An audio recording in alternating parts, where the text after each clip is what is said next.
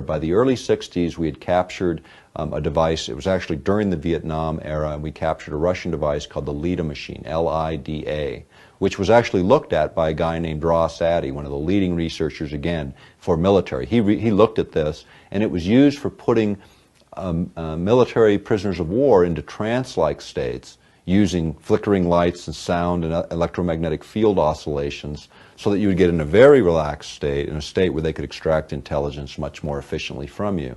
And that became a whole new review for military technologists in this country, thinking maybe we can use electromagnetic fields to manipulate what's going on in the brain. In 1969, there was a book published called Towards a Psycho-Civilized Society, and this was put together by Jose Delgado, and he had his doctorate in electrophysiology from the University of Madrid from 1950. He came over to Yale University in the mid-60s and began mapping the human brain, stimulating the human brain in primates and bulls and animals, all different kinds of animals, stimulating different parts of the brain to see what parts were responsible for what kinds of actions or cognitive functions and so on. So what he was doing in those days, in the 60s, was he was implanting microcircuits, and then, or not microcircuits, circuits, and stimulating them with RF, radio frequency energy. So one of the illustrations or photographs shows a charging bull coming at him, and he throws the switch, and the bull stops right in front of him. Well, by the mid-'80s, he figured out you didn't need any implanted technologies. All you needed to know was how to modulate the right frequency. And the energy density, the concentration of energy, was 1/50th of what the Earth naturally produces. Very small energy in the RF range, radio frequency ranges. Now, compare that to what's around us right at the moment. At the moment, there's 200 million times more radio frequency and energy around us in any urban area than there is naturally produced by the Earth. So a huge amount, and out of all that background noise, what he found is by hitting a precise window frequency with very low energy concentrations, you would pick that signal out because it was coherent, not like nature all over the map. It was a coherent rhythmic signal in a very precise frequency. The brain would pick it out, and he could change behavior from lethargic to highly active, back and forth, like switching on and off a light switch. Let me ask a question right here. Is that with a subject that was in, say, a short distance of whatever he was utilizing to affect this particular pulse, or is this at large? Could he do this on, say, larger groups?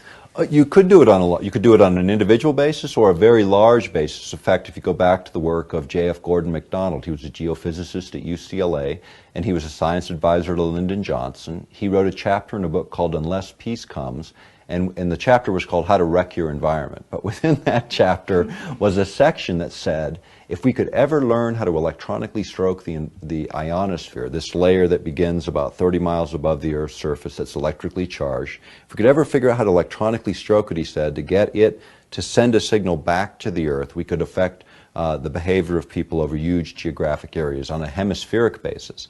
And it wouldn't affect everyone. It would affect 70 or 80% of the population is what they more or less figured. But this was a technology that didn't exist in 1969. In the early 70s, Zbigniew Brzezinski referenced J.F. Gordon's work and said, you know, this is a technology that will likely emerge. What has happened with a project that I wrote a book on some time ago, Angels Don't Play This Harp, about the HARP project, it was designed to do many things. As a side effect or a deliberate effect, this can happen. You know, I mean, the fact is they generate the right kind of signal in the right range to override brain function. And that you can kind of look at the brain in sort of this way in terms of predominant brain activity. 1 to 4 hertz or pulses or vibrations per second. This is where you are in your deepest states of sleep. The next range, approximately 4 to 7 hertz. This is the theta range, the theta range. This is where you are between awake and asleep, when you're consciously aware of your dreams. This is where little kids are between 3 and 6 years old, why they have trouble distinguishing reality from imagination, because of the way the brain works at that time.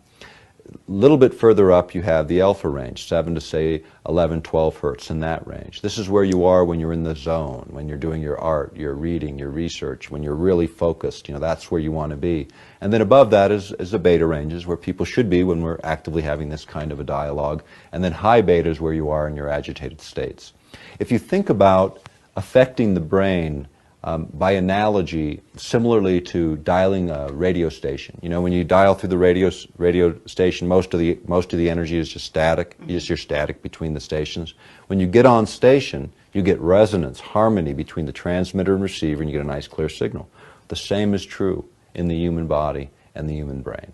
Whether you look at it at an elemental level, the elements that compose the body, or you take it all the way up to the organs of the body, you can create modulations, oscillations that will override the brain's natural rhythms. The brain will entrain or lock onto that external signal and begin to mirror it. By putting this coherent signal in. Right. Coherent, meaning rhythmic, not random. Right. And so it's not so much the amount of energy, it's the way the energy is manipulated. And so what they